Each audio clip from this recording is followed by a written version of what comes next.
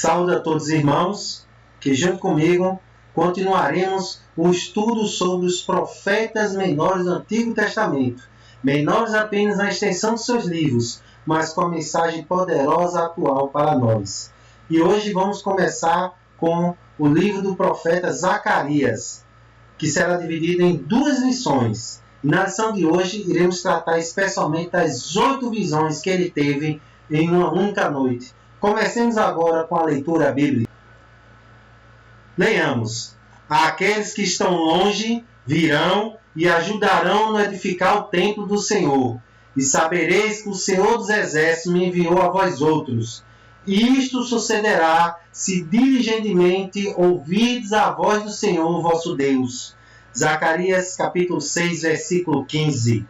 Bem, o que poderemos dizer sobre Zacarias, especialmente por este versículo? Podemos resumir a primeira parte de Zacarias em exortação à esperança. Irmãos, a esperança é tudo. Vamos ver os detalhes. Zacarias, em hebraico, significa o Senhor se lembrou. E é interessante, porque tem muito a ver com a mensagem do livro. Deus não se esqueceu das suas promessas. Deus não se esqueceu do seu povo. Zacarias era um sacerdote. Lá em Neemias capítulo 12, versículo 16, enquanto se cita as famílias sacerdotais, está lá a família de Zacarias, o nome de Ido, e depois logo Zacarias, ou seja, da família de Ido, Zacarias. Contexto. É muito importante nós vermos o contexto do livro de Zacarias. Muitos outros livros dos profetas menores estavam relacionados fortemente àquele período que sucedeu a queda do Reino do Norte e próximo à queda do Reino de Judá. Agora não. É um livro em que, do pós-exílio, ou seja, aconteceu a destruição do Império Babilônico e, com isso, houve autorização para retorno do povo à cidade de Jerusalém. Então, é nesse contexto que devemos contextualizar o livro de Zacarias. É muito importante. Temos agora que ver que não são os caldeus, ou os babilônios, ou os assírios, os povos a quem vamos mencionar, e até que devemos nos referenciar a eles nas visões. E sim, o povo persa, o Império Persa. Temos sempre pensar nesse sentido, é o Império Persa. O Império Persa, podemos colocar que foi o primeiro império mundial da humanidade. Ele realmente era enorme, começando da região da Palestina, indo até a Índia. Então ele era enorme, até na África, alcançando o Egito. Então o império é enorme, foi o primeiro império mundial. E em uma das províncias, que eram chamadas satrapias, estava o reino de Judá. É nesse contexto do retorno, das dificuldades encontradas, é que nós devemos posicionar a mensagem de Zacarias e tentar compreendê-la. E basicamente a primeira parte do livro é o quê? São 8 visões que o profeta Zacarias teve em uma noite, no ano de 519 a.C., ou seja, já no 3º ano do reinado de Dario I. Vamos começar. Bem,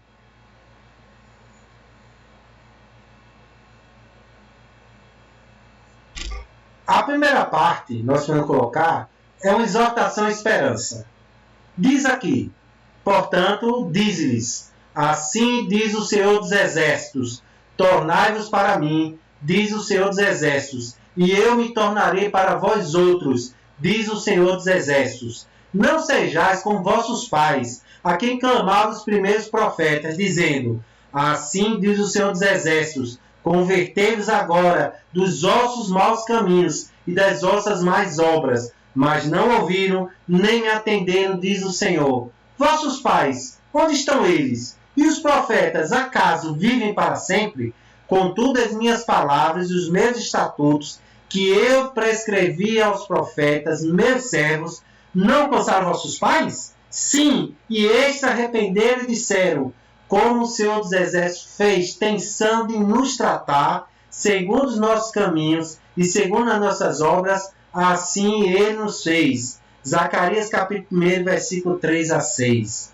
Nada mais nada menos, é uma palavra para aqueles que retornavam do exílio, aqueles que a qual Deus deu uma nova chance, para que assim o povo escolhido não mais trilhasse pelo caminho que desagradasse a Deus. E o interessante é que Deus, como nós vimos aqui, ele diz aqui, vossos pais, onde estão eles? E os profetas, caso vivem para sempre? Contudo, as minhas palavras, meus estatutos que eu prescrevi aos meus profetas, meus servos, não alcançaram vossos pais? Ou seja, ele faz um paralelo entre a própria fragilidade da vida humana e as palavras de Deus, os estatutos, as leis que Deus colocou para conformar a conduta humana à sua vontade. Em outras palavras, Deus está afirmando que Ele é fiel às promessas dEle. Deus é fiel. É tanto que isso é muito importante que logo no início que diz, tornai-vos para mim, disse o Senhor dos Exércitos, e eu me tornarei para vós outros. Em outras palavras, o homem precisa voltar-se para Deus. Deus não pode obrigar o homem para que ele volte ao seu regaço. Não. Deus pode criar situações em que o homem venha questionar o seu caminho, mas Deus não impõe a salvação a ninguém. Ninguém é salvo por obrigação. Ninguém é salvo que é forçado, mas sim é convencido pelo Espírito Santo. Mas para aquele tempo que ainda o Espírito Santo ainda não estava no coração dos homens, não havia acontecido o Pentecostes, Deus disse, voltem para mim, que eu voltarei para vocês. Apesar que Deus está, assim, se fosse colocar como ser humano, ele estava ansioso para que o seu povo se tornasse para ele. E ele coloca como prova o quê?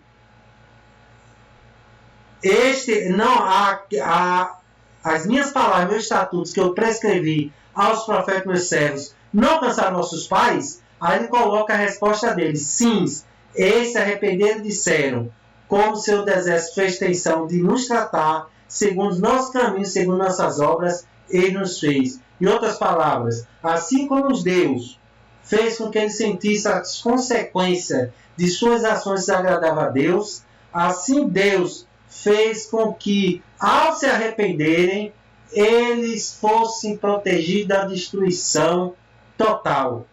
Essa é a ideia que nós temos, irmãos. Nós precisamos entender o nosso relacionamento com Deus. O nosso relacionamento com Deus não é uma carta branca, não é um cheque em branco que nós podemos fazer tudo que nós quisermos, porque Deus há de perdoar. Não, de maneira nenhuma. Aí nós estaremos caindo na armadilha do antimonismo, em que, olha, se eu estou salvo, então posso praticar qualquer pecado, porque é o corpo que é impuro que vai ser destruído, mas minha alma está salva. Não! Nós somos salvos para que nós depois andássemos nas boas obras que Deus colocou para nós. Ou seja, se eu realmente fui salvo, eu tenho que andar mais boas obras e não praticar todo o mal. Podemos sim errar, mas na hora que errar devemos ter a humildade de nos humilhar, nós voltarmos para Deus. Ou seja, a esperança existe porque Deus é misericordioso, mas ela só vai se concretizar como realidade se realmente nós voltarmos para Deus. Este é o aviso que Zacarias estava dizendo para o povo que tinha voltado do exílio, que estava em Jerusalém, naquele momento tão difícil da reconstrução do templo. Eles precisavam se voltar para Deus. E ele utilizou dois elementos de convencimento. Primeiro, a permanência de suas promessas. Suas promessas eram eternas. E segundo, o testemunho dos pais deles, que sofreram o exílio, mas se arrependeram e Deus fez com que eles retornassem. Ou seja, através dos seus descendentes. Primeiro eles foram protegidos no exílio e os seus descendentes voltaram para a terra de Judá. É isso que nós devemos ter como igreja. Nós precisamos seguir o caminho de Deus e não queremos a todo momento desafiar Deus tentar a Deus. A partir desse momento, começa então a colocarmos as visões. A primeira visão. Tive de noite uma visão, e eis um homem montado num cavalo vermelho. Estava parado entre as murteiras que havia no vale profundo. Atrás dele se achavam cavalos vermelhos, baixos e brancos. Então perguntei, meu senhor, quem são estes? Respondeu-me o anjo que falava comigo, eu te mostrarei quem são eles. Então respondeu o homem que estava entre as murteiras e disse, são os que o Senhor tem enviado para percorrer a terra. Eles responderam ao anjo do Senhor que estava entre as murteiras e disseram, nós já percorremos a terra e eis que toda a terra está agora repousada e tranquila. Zacarias capítulo 1, versículo 8 a 11. Nós temos que entender o seguinte. Tinha um homem montado num cavalo vermelho, tanto faz a cor, que estava parado entre as murteiras que havia no vale profundo. Primeiro, na Bíblia, o vale sempre tem a ideia de um conflito. Como ele está dizendo, um vale profundo é de um conflito que foi muito sério, muito grave. E, devido a esse conflito, o anjo Senhor havia enviado pessoas para percorrer a terra. E estes responderam, a terra agora jaz tranquila. O que quer dizer isso? Claramente, isso é uma menção ao Império Persa. O Império Persa, para a sua administração, ele constituiu um chamado Correio Real. Um Correio Real que utilizava o cavalo, que permitia que mensagens atravessassem o Império em questão de dias. É tanto que uma das principais obras do Império Persa foi a construção de uma estrada de 2.600 quilômetros que percorria uma ponta a outra do Império. Com essa estrada, conseguiu que as mensagens elas percorressem até a capital de uma forma rápida. Então isso coloca que o cavalo, o mensageiro, era o que? A mensagem do Império Persa. E o que quer dizer o Vale Profundo? Após a morte de Cambises I, que foi o filho de Ciro, o Império passou por um momento de guerra civil, que durou mais ou menos entre 523 até 521. Ou seja, foram anos de guerra civil, da qual saiu Dario I como vencedor. Ou seja, naquele momento Deus está dizendo que a terra, ou seja, o Império Persa, agora estava tranquila. Estava tranquila. Ou seja, em termos terrenos, o Império Persa, da qual fazia parte de Judá, estava tranquilo, estava calmo. O interessante é as murteiras. Por que murteiras? Porque as murteiras são arbustos que têm raízes profundas. Eles conseguem resistir a períodos muito secos. E, ao mesmo tempo, seus frutos eles têm um cheiro muito bom, eram utilizados cosméticos. Então, a murteira é uma planta que tem um significado muito forte, um significado de esperança. Em outras palavras, a paz que agora estava no reino persa era um sinal de esperança para os homens. Aí vocês podem dizer assim, sim, mas o que isso tem a ver com o rei de Judá? Essa primeira visão tem muito a ver com o clamor que vai se ouvir agora na próxima parte. E continua. Então o anjo do Senhor respondeu, ó Senhor dos Exércitos, até quando não terás compaixão de Jerusalém e das cidades de Judá, contra as quais estás indignado faz já 70 anos? Respondeu o Senhor com as palavras boas, palavras consoladoras ao anjo que falava comigo. E este me disse, clama, assim diz o Senhor dos Exércitos, com grande empenho estou zelando por Jerusalém e por Sião, e com grande indignação estou irado contra as nações que vivem confiantes, porque eu estava um pouco indignado, e elas agravaram o mal. Portanto, assim diz o Senhor, voltei para Jerusalém com misericórdia, a minha casa nela será edificada, diz o Senhor dos Exércitos, e o cordel será estendido sobre Jerusalém. Zacarias capítulo 1, versículo 12 e 16. Isso tem muito a ver, irmãos, essa passagem, com o estado de espírito do povo judeu. Lembre-se, eles voltaram do exílio. Qual era a expectativa que eles tinham em relação à volta do exílio? Lembre-se que uma característica muito forte dos judeus é que eles compreendiam que o reino de Deus era um reino terreno. E essa ideia era muito forte, é tanto que eles rejeitaram a Cristo, quando Cristo ele não se propôs ser um líder de um reino terreno independente. quando eles voltam do exílio, eles tinham esperança, quem sabe, de tornar-se um reino independente, um reino autônomo, que pudessem assim se reconstruir e voltar ao passado glorioso. Porém, as dificuldades que aconteceram logo depois do início da reconstrução do templo, que praticamente ficou paralisado mais de 10 anos e só recomeçou em 521. Ou seja, quando aconteceu essa visão, fazia 2 anos que a reconstrução do templo tinha reiniciado. O povo estava o quê? Desconsolado. Via. Ora, o Império Persa passou por uma grande guerra civil. Estava em paz. Mas nós que éramos o povo de Deus, estávamos passando por grande dificuldade. A própria reconstrução do templo estava passando era um grande desafio. Eles sentiam que o reino de Deus não estava sendo reinstalado. Dentro do templo não teria mais os símbolos da aliança do povo de Deus com seu Senhor, que era o quê? A arca da aliança, o bastão de Arão, todos aqueles símbolos que mostravam fisicamente o que? O cuidado e a relação de Deus com o seu povo. Então o povo estava desconsolado. E esse clamor do anjo era o clamor do povo. Até quando Deus ia manter sua indignação para com seu povo que havia errado? E Deus responde: eu estou zelando por Jerusalém, por Sião. Irmãos, devemos entender o seguinte: quais são as nossas expectativas que temos em relação a Deus? Quais são as expectativas como igreja que temos em relação a Deus? O povo de Judá tinha uma expectativa completamente errada. O renovo, que era o que restava de Judá, que retornava agora para a terra de Judá, estava em Jerusalém para a reconstrução do templo, a reconstrução dos muros da cidade. Esse reino não seria mais reconstruído, o reino terreno. A proposta de Deus é para o povo passar para a segunda etapa, a construção do reino espiritual do qual nós fazemos parte. Então o povo estava decepcionado, ele esperava algo mais. E nessa visão, simplesmente Deus diz: eu estou zelando por vocês.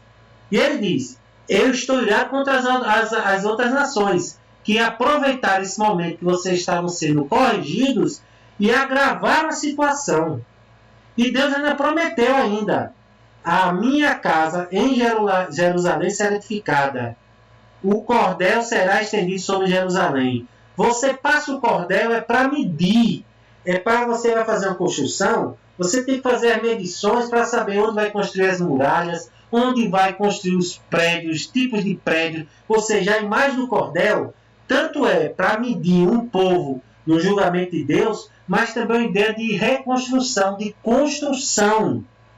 Então Deus está dizendo que o templo seria reconstruído e também a cidade de Jerusalém. Mas Deus está dizendo para o povo que não é só a reconstrução física, não. Também aquela Jerusalém seria a base para o quê? Para o renovo que havia sido prometido por Jeremias. De que o quê? Que deveria haver um novo relacionamento do povo com Deus. Uma nova aliança em Jeremias. Que era preparar o povo para quê? Para que Deus extravasasse do povo prometido, para que alcançasse as outras nações, que nós estamos inclusos nesse novo povo, no Israel espiritual. Então, pergunto, quais são as expectativas da Igreja Batista São Martim em relação a Deus? O que é que nós estamos esperando a Deus? O que é que nós estamos esperando? A construção do prédio do ministério está passando por grande dificuldade. Pergunta-se, quais as nossas expectativas em relação a essa construção? Esperando que fosse mais fácil, esperando que fosse mais difícil, esperando que de uma hora para outra estivesse pronta? Quais são as nossas expectativas que nós temos de Deus em relação aos problemas que a igreja vem passando devido ao próprio mundo que está já no maligno, está em grande confusão? Quais são as expectativas pessoais em relação ao que Deus iria fazer em minha vida? Irmãos, devemos entender, Deus é sábio e dá a nós não que nós merecemos, mas que nós precisamos. Contudo, nós olhamos e pedimos a Deus algo que às vezes não é bom para nós. E perdemos a oportunidade para ver a ação de Deus em nossas vidas. O povo judeu estava o quê? desconsolado, desanimado na construção do templo. Porque eu não sei o que é que eles esperavam. Que tudo fosse construído rapidamente, não sofresse nenhuma oposição, e que o templo fosse refeito, um novo rei ali estivesse, e assim o reino de Judá fosse refeito. Não, não foi isso que aconteceu. Eles tinham que ver agora um novo caminho que Deus colocou diante deles. Eles estavam perdendo essa oportunidade. Em outras palavras, irmãos, o mais importante não é a obra, é o povo que está atrás da obra. O povo que está atrás da obra, este povo tem que ser o quê? Tem que estar comprometido, fiel, estimulado, animado para realizar a obra. O que adianta nós construirmos algo, o que adianta nós realizarmos uma grande ação, se o povo atrás dela está desanimado? A obra vai exacerbar as divisões e problemas que há na igreja. A ação vai demonstrar o quê? A real intenção que há no coração de cada um que esteja passando naquela ação. É por causa que antes nós passamos uma obra, antes de participar de uma grande ação, precisamos rever o que é que nós pensamos de Deus, o que é que nós esperamos de Deus, para assim nós irmos em frente e termos confiança, fé nele. Vamos passar para a próxima visão. A segunda. Levantei os olhos e vi, e eis quatro chifres. Perguntei ao anjo que falava comigo: o que é isto? E ele me respondeu: são os chifres que dispersaram a Judá, Israel e a Jerusalém. O Senhor mostrou 4 ferreiros. Então perguntei: que vem fazer estes? Ele respondeu: aqueles são os chifres que dispersaram a Judá, de maneira que ninguém pode levantar a cabeça. Estes ferreiros, pois, vieram para amedrontar, para derribar o chifre das nações que levantaram seu poder contra a terra de Judá para a espalhar. Zacarias capítulo 1, versículos 18 a 21. Lembre-se, na simbologia judaica, o chifre era símbolo de poder. 4 é símbolo do que? Da criação. Então, 4 chifres são o que? São os poderes terrenos, são as nações que de alguma forma se interpuseram no caminho do povo de Deus e criaram grande confusão. Foram até utilizados por Deus para corrigir o seu povo. Essas nações que Deus, na parte anterior, Deus disse que elas se aproveitaram do momento de grande aflição e agravaram mais ainda o sofrimento do povo de Deus, estas teriam agora o seu poder destruído. Ou seja, é a questão de que? Do julgamento das nações que os outros profetas menores mencionaram, feito Miqueias, Abacuque, Ageu e tantos outros, sempre se falam que, não se preocupe, as outras nações vão sofrer o seu julgamento. Em outras palavras, a primeira visão da esperança. Deus olha por nós. E um dos problemas que está de alguma forma acossando vocês, que é o poder terreno, esse será derrubado por mim. Irmãos, isso é muito importante para a igreja entender que as dificuldades que vão acontecer, geradas pelas pessoas de fora, elas serão destruídas. Porque Deus não vai querer que a sua obra seja interrompida por poder terreno. O que derruba a igreja não são os de fora, são os de dentro da igreja. A terceira visão. Tornei a levantar os olhos e vi, eis que um homem que tinha na mão um cordel do medir. Então perguntei: por onde vais tu? Ele me respondeu: medi Jerusalém, para ver qual a sua largura e qual o seu comprimento. Eis que o anjo falava comigo, e o outro lhe saiu ao encontro. E lhe disse: corre, fala este jovem. Jerusalém será habitada com as aldeias sem muros, por causa da multidão de homens e animais que haverá nela. Pois eu lhe serei, diz o Senhor, um muro de fogo em redor, e eu mesmo serei no meio dela a sua glória. Zacarias 2, capítulo 2, versículo 1 a 5. Essa terceira visão, irmãos, nos toca muito forte. Na questão da exortação, dos versículos 1 a 15, capítulo 1, 15 a 18, é mostrada a imagem do homem que estava medindo um cordel em Jerusalém. Novamente é reiterada essa imagem, ou seja, Deus disse que tinha uma grande obra a fazer em Jerusalém. Ele dá esperança de quê? De restauração da cidade. Mas interessante é uma coisa: quando é dita essa visão de restauração, aconteceu o seguinte, que quando Zacarias podia estar pensando o que seria essa restauração, o anjo que falava, o anjo Senhor, disse para o anjo, avisa logo esse jovem que ele está errado no pensamento dele. Porque diz o seguinte, Jerusalém será habitada como as aldeias sem muros, por causa da multidão de homens e animais que haverá nela. Ele está querendo dizer, irmãos, que essa Jerusalém não será feita antiga. Será uma Jerusalém que vai extravasar os limites da cidade. Quando os muros, ele limitava a cidade em si. Poderia a cidade extravasar os muros, ser construído a parte da cidade fora dos muros. Mas esta cidade, ela iria extravasar, não haveria muros terrenos. Não haveria o quê? Uma fronteira física. Seria uma Jerusalém que extravasaria as fronteiras físicas. Seria uma Jerusalém espiritual que iria abarcar todas as nações. Ou seja, hoje está dizendo que a restauração, o renovo, iria abarcar todas as nações da terra. Ou seja, Judá teria que abandonar a visão antiquada que eles tinham do reino de Deus e aceitar o reino espiritual. Israel espiritual, tanto que Deus disse que eles seriam um muro de fogo em redor. Deus, irmãos, está no meio de nós através do Espírito Santo em nossos corações. Temos que entender isso. Nós fazemos parte dessa nova Jerusalém. Fazemos parte desse reino espiritual que não conhece limites de fronteiras físicas, de muros. É essa a terceira visão. Essa terceira visão, posso dizer que ela tem tanto de exortação à restauração, mas você dizer, mas os versículos 15 a 18 já tinha a visão do homem com cordel. Mas agora Deus está dizendo que essa restauração é muito maior do que o povo judeu podia imaginar. Era uma restauração, era a instituição de um reino espiritual que iria ser estabelecido com a vinda de Jesus Cristo. É a preparação para o reino espiritual.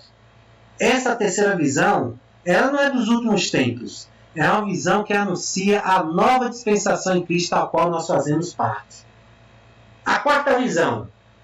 Deus me mostrou o sumo sacerdote Josué, o qual estava diante do anjo Senhor, e Satanás estava à mão direita dele para se lhe opor. Mas o Senhor disse a Satanás, o Senhor te repreende, ó Satanás. Sim, o Senhor que escolheu Jerusalém te repreende. Não é este um tição tirado do fogo? Ora, Josué, trajado de vestes sujas, estava diante do anjo. Tomou esta palavra e disse aos que estavam diante dele, tirai-lhe as vestes sujas. Josué disse, eis que tenho feito que passe de ti a tua iniquidade, e te vestirei de finos trajes. Zacarias capítulo 3, versículo 1 a 4. Irmãos, nada mais nada menos, a primeira parte fala o seguinte, o julgamento, se existiam 12 irmãos que estavam em contenda, eles iam diante da autoridade. Na época de juiz, era na porta da cidade que as pessoas iam levar o quê? Os seus conflitos. Aqui é diante de Deus no templo. As pessoas levavam para a autoridade eclesiástica para que houvesse um julgamento, para decidir a quem estava a razão, com quem Deus estava. E estava quem lá? Josué, representando o povo judeu, que estava com as vestes sujas, indicando que o caminho mau que escolheram, o caminho do pecado, eles estavam sujos porque eles se contaminaram com o pecado. E Satanás, que estava a dizer para Deus, ele está sujo, não merece isso. Até hoje o diabo está nos nossos ouvidos dizendo, você não merece a salvação, não confie nessa promessa, você não merece, você é pecador. Mas Deus repreende Satanás, porque ele representa um renovo como que? Um tição tirado do fogo, ou seja, Jerusalém foi tirada do fogo antes que fosse consumida. E ela seria o quê? O povo judeu tirado do fogo, feito um tição, seria ali renovado. Deus estava restaurando o povo, a sua relação com o povo, porque ele tinha prometido isso. E a questão de utilizar a figura de Josué, o sumo sacerdote, era que o sumo sacerdote, no dia de Yom Kippur, tinha que levar ao Santo dos Santos uma oferta anual para expiação do pecado do povo. Se ele estivesse impuro, ele não poderia levar a oferta para expiação. Se ele não pudesse levar, o pecado do povo não poderia ser expiado. Se o pecado do povo pudesse ser expiado, não poderia haver uma relação entre o povo e Deus, porque o povo estava imerso na podridão do pecado. Então, aqui não é só uma restauração, podemos assim, do sumo sacerdote. Na verdade, é a restauração do quê? Da ligação do povo com Deus. Era também a restauração da função sacerdotal, ou seja, povo e Deus tinham o sacerdócio como o quê? Como elo de ligação. Então, a quarta visão era a restauração da relação de Deus com o seu povo, representado na figura do sumo sacerdote, que purificado poderia agora levar a expiação anual, mas também porque o papel de sumo sacerdote que o povo iria ter, porque logo depois é dito o seguinte: ouve, pois, Josué, sumo sacerdote, tu e teus companheiros que se assentam diante de ti, porque são homens de presságio, e eis que farei vir o meu servo renovo. Porque eis aqui a pedra que pus diante de Josué. Sobre esta pedra única estão 7 olhos, e eis que eu lavarei a sua escultura, diz o Senhor dos Exércitos, e tirarei a iniquidade desta terra num só dia. Naquele dia, diz o Senhor dos Exércitos, cada um de vós convidará seu próximo para debaixo da vila e para debaixo da figueira. Zacarias capítulo 3, versículo 8 a 10. Irmãos, nada menos está anunciando quando ele diz que o Josué, o sumo sacerdote, e os sacerdotes são de presságio, porque eles anunciam o quê? O renovo, a vinda do servo futura. Mas que servo é esse? A pedra que pus diante de Josué. Sobre esta pedra única que estão 7 olhos. 7 é 4 mais 3. Criação mais a divindade. A totalidade, a perfeição. É Jesus Cristo, irmãos. A pedra de esquina. A pedra de esquina do novo prédio. Um templo do Senhor, do qual nós fazemos parte com as pedras espirituais. Ou seja, se lembra que em Hebreus Cristo é colocado como sumo sacerdote que oferece o sacrifício perfeito, que não precisa mais ser renovado ano a ano? Pois bem, Josué e os sacerdotes, eles são o quê? O anúncio do quê? Do tempo futuro, em que Jesus Cristo ia ser o quê? Iria ser o sumo sacerdote perfeito, que ia trazer o quê? O sacrifício expiatório perfeito que não precisaria ser mais renovado. E uma única vez iria trazer a salvação ao mundo. E ele iria retirar, que Deus disse, e tirarei a iniquidade desta terra num só dia. E esse dia é o dia do Senhor, o dia quando a iniquidade for totalmente retirada.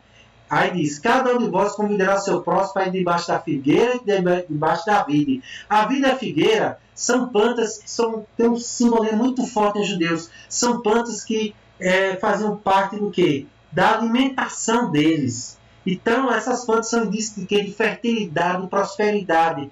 Esse é o tempo, irmãos, que há de chegar, quando a iniquidade for totalmente destruída.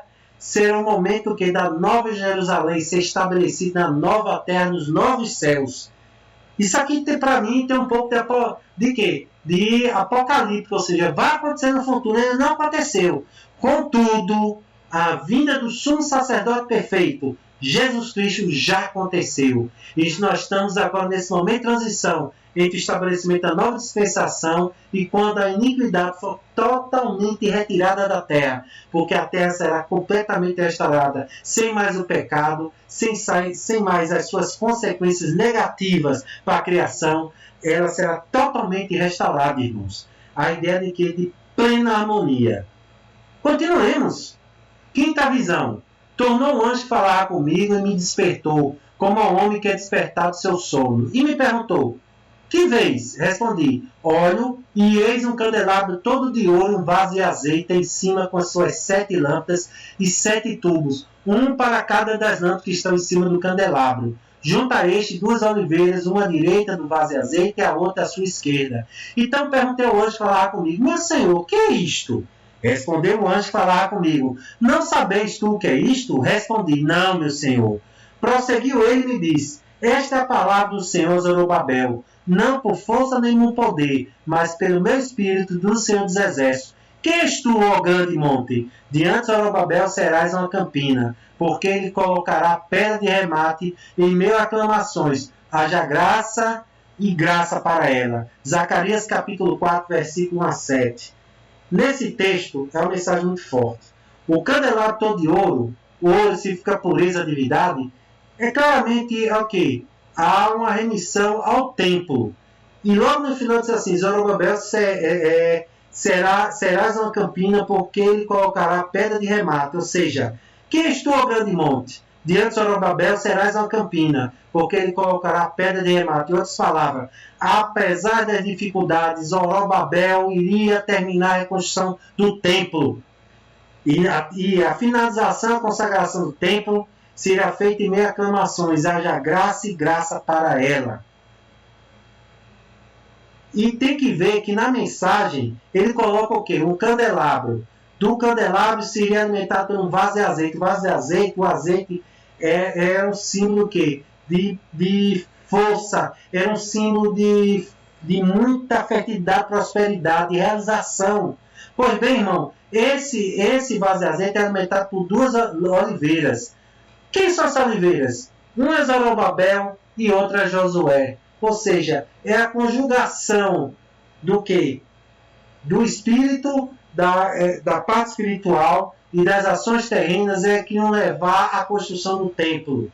Irmãos, as obras são feitas por nós, mediante o poder concedido de Deus. Se nós não formos fazer as obras, ninguém a fará. Mas, contudo, a nós não deve ser dado o que é a glória. Foi Deus que nos usou como seus instrumentos. Ou seja, aquelas 2 oliveiras, elas não eram autônomas em si, eram alimentadas por Deus. Deus dava a elas o vício, a capacidade de produzir o azeite. Deus fez isso. E elas fizeram a sua parte, produziram a fonte do azeite, que permitiria o quê? A reconstrução, termo da reconstrução do templo. É a ideia que nós devemos ter, irmãos. A igreja é sempre uma obra inacabada. As suas realizações são feitas por nós, mas nós dependemos de Deus. É tanto que diz, esta palavra do Senhor Zorobabel, não por força, mas nem por poder, mas pelo meu Espírito. Ou seja, cada realização da igreja, a construção do templo, a construção do prédio, o anúncio da palavra, pessoas que aceitam, os batismos, campos missionários, são obras feitas por nós.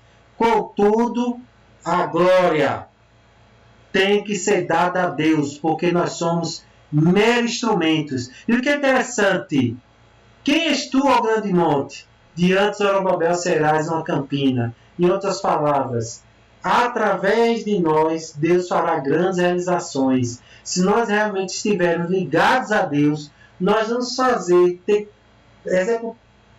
terminar grandes realizações que por nós mesmos nem sonharíamos. Então, quinta visão, irmãos, é para o povo judeu. Confie, vocês vão terminar a reconstrução do templo. Para nós, vocês vão realizar a missão que eu dei para vocês. Eu vou lhes dar o poder, vou lhes dar o sustento. Então, irmãos, tudo que está pendente, tudo que está para realizar, tudo que Deus venha propor para nós, há de ser realizado, porque Ele vai dar o suficiente para que nós possamos terminar essa tarefa. Aí vem as exaltações de esperança nesse mesmo capítulo. As mãos de Zorobabel lançaram o fundamento desta casa. Elas mesmas a acabarão, para que saibais que o Senhor dos Exércitos é quem me enviou a vós outros. Uma confirmação do que foi lido antes, ou seja, não foi Zorobabel, não foi a força, não foi o poder, mas foi o Espírito de Deus. Pois quem despreza o dia dos humildes começos, esse alegrar-se-á vendo o prumo na mão de Zorobabel. Aqueles 7 olhos são 7 olhos do Senhor que percorre toda a terra. Zacarias capítulo 4, versículo 9 a 10. Toda obra de Deus começa pequena. A Igreja Batista São Martim começou em 1956 numa pequena casa na rua, então, Pio XII, que agora é Visconde Porto Seguro. Uma pequena casa começou lá. Depois, nós instalamos posteriormente, na década de 60, em outra casa.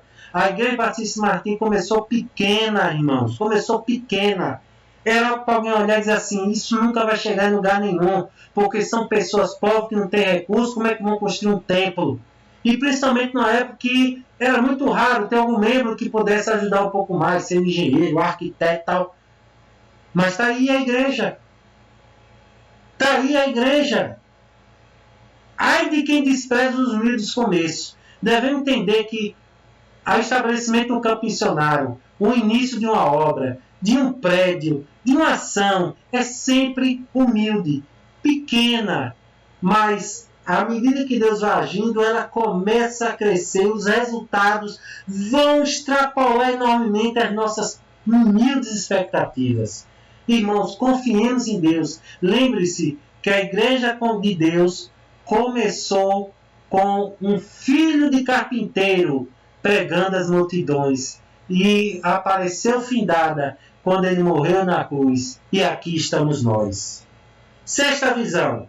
Tornei a levantar os olhos e vi, e eis um rolo voante. Perguntou-me o anjo, que vês? Eu respondi, vejo um rolo voante que tem 20 côvados de comprimento e 10 de largura. Algo em torno de 10 metros de comprimento e 5 de largura. Então me disse, esta é a maldição que sai pela face de toda a terra, porque qualquer que furtar será expulso segundo a maldição, e qualquer que jurar falsamente será expulso também, segundo a mesma.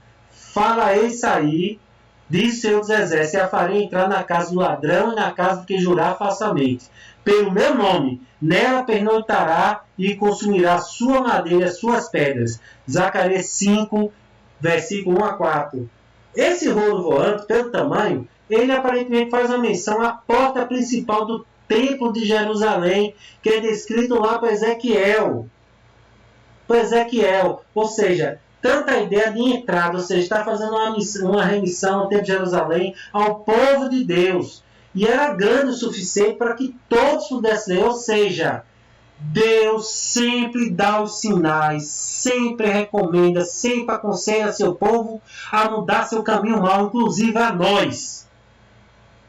Se nós não mudarmos esse caminho, vai acontecer o quê? Que Deus vai nos amaldiçoar. Qual a principal maldição? A perda da salvação. Irmãos, a sexta visão é um aviso para o povo judeu e para nós, que nós precisamos persistir no caminho de Deus, segundo a sua justiça. Nós podemos perder a salvação. Na verdade, não perdemos salvação. Na verdade, talvez você nunca teve a salvação. Você nunca realmente aceitou a Deus. Foi entusiasmado. Ou feito um Judas Iscariotes, que tinha uma visão de Deus, tinha uma expectativa, era uma pessoa temente, mas quando foi confrontado com a mensagem de Cristo, ele acabou se esmorecendo e se entregando ao pecado. Nós podemos cair nessa armadilha se nós não soubermos exatamente o que é que Deus tem para nós. Se nós realmente não confiarmos em Deus, irmãos. Se não fizer isso, nós seremos amaldiçoados. Sétima visão. Saiu o anjo falar comigo e disse, levanta agora os olhos e vê, é isto que sai. E te perguntei, o que é isto? E ele me respondeu, é um efa que sai. Disse ainda, isto é iniquidade em toda a terra. Eis que foi levantada a tampa de chumbo, uma mulher estava sentada dentro da efa. Prosseguiu o anjo, isto é impiedade, e a lançou para o mundo do efa, sobre cuja boca pôs o peso de chumbo. Levantei os olhos e vi, e eis que saíram duas mulheres, havia vento em suas asas que eram como de cegonha, e levantaram o efa entre a terra e o céu. Então perguntei ao anjo que falava comigo, para onde levam elas o efa? Respondei, para edificarem àquela mulher uma casa na terra de Siná, e esta toda acabada, ela será posta ali em seu próprio lugar. Zacarias 5, versículo 5 a 11. Nada mais, essa certa visão está muito ligada ao anterior. Ele está dizendo o seguinte, não havia se prometido anteriormente que toda a iniquidade seria extirpada da terra, a iniquidade das nações na segunda visão, também a iniquidade seria extirpada da terra, que foi dito antes por Zacarias. Ela está querendo dizer nada mais ou menos, falava que a iniquidade existe na terra seria extirpada. Seria extirpada. Na visão que fez da recuperação, da restauração do sumo sacerdote, as qual ele foi chamado de homem de presságio, e Jesus Cristo seria o quê? Essa pedra de esquina dessa nova realidade, que em um só dia a iniquidade seria varrida. Pois bem, aqui novamente é reiterada essa visão. Um efa é o quê? É um pote bem grande a ponto de caber uma mulher. Uma efa em torno de 18 litros. Mas esse pote, esse que ele chamou de efa, era bem grande a ponto de caber uma mulher. Essa mulher é iniquidade. E essa seria, fechado o chumbo dava a ideia de algo pesado, que lacrava. Elas seriam levadas por quê? Para os anjos. Ou seja, Deus iria agir e ia levar a iniquidade para o quê? Para um lugar bem longe de sua criação. Essa promessa que é para nós, irmãos, que o dia em que a iniquidade será varrida da terra. Oitava visão, a última visão. Outra vez levantei os olhos e vi, e eis que 4 carros saíram dentre 2 montes, e estes montes eram de bronze. No primeiro carro os cavalos eram vermelhos, no segundo pretos, no terceiro brancos, e no quarto baixos. Todos eram fortes. Então perguntei ao anjo falar comigo: que é isto, meu senhor? Respondeu o anjo: são os 4 ventos do céu que saem de onde estavam perante o Senhor toda a terra. O carro que estão os cavalos pretos sai para a terra do norte, os dos brancos após ele, dos baixos para a terra do sul. Assim os cavalos fortes, forcejando por andar avante, para percorrer a terra. E o Senhor lhe disse: ide, percorrer a terra. E percorriam a terra. E me chamando me disse: eis que aquele saiu para a terra do norte, faze repousar o meu espírito na terra do norte. Meus irmãos, esse trecho do capítulo 6, versículo 1 a 8, nada mais nada menos fala: montes de bronze. Bronze é um sinal de poder, ou seja, terra de Deus. Desse monte saiu 4 carros. Os 4 carros é o que? A criação. Toda a criação seria alcançada por Deus nesse momento. E esses cavalos iam percorrer a terra. Era diferente daqueles cavalos da primeira visão, que faziam o quê? Uma remissão ao Império Persa. Esses não. É o poder de Deus. E eles iam sair por toda a terra. Quando ele diz que saíram para a terra do norte, fazer repousar o meu espírito na terra do norte, nada mais, nada menos está fazendo que o poder de Deus irá percorrer toda a terra. E aqueles que estão na terra do norte, que estavam no cativeiro, estas pessoas, eles iriam retornar, porque Deus iria agir e seria restaurado o reino. Mas também para nós a mensagem de que o poder de Deus naquele dia, no dia do Senhor, em que toda iniquidade seria extirpada, seria através dessa ação divina que iria alcançar toda a terra, irmãos. Toda a terra. E terminamos com o quê? Aqueles que estão longe virão e ajudarão a edificar o templo do Senhor, e sabereis que o Senhor dos Exércitos me enviou a vós outros. Isso sucederá se diligentemente ouvir a voz do Senhor vosso Deus. Zacarias 6,15. Irmãos, se fala de nós também. Nós somos aqueles que estão vindo de longe. Ou seja, o povo já não entendeu como essa Zacarias falava do reino espiritual a ser estabelecido. E eles perderam a chance de protagonizarem o que é a ampliação desse reino espiritual. Que nós não venhamos prejudicar, nos omitirmos no crescimento do reino espiritual de Deus, porque nós devemos levar expectativas equivocadas sobre Deus, devemos levar nossos pecados, qual nós confessamos, a nossa falta de fé e compromisso, porque se nós perseverarmos nesse caminho, acontecerá que a maldição que está escrito no rolo irá nos alcançar, e a salvação que pensávamos que era nossa, esta na verdade nunca fora. Amém, irmãos?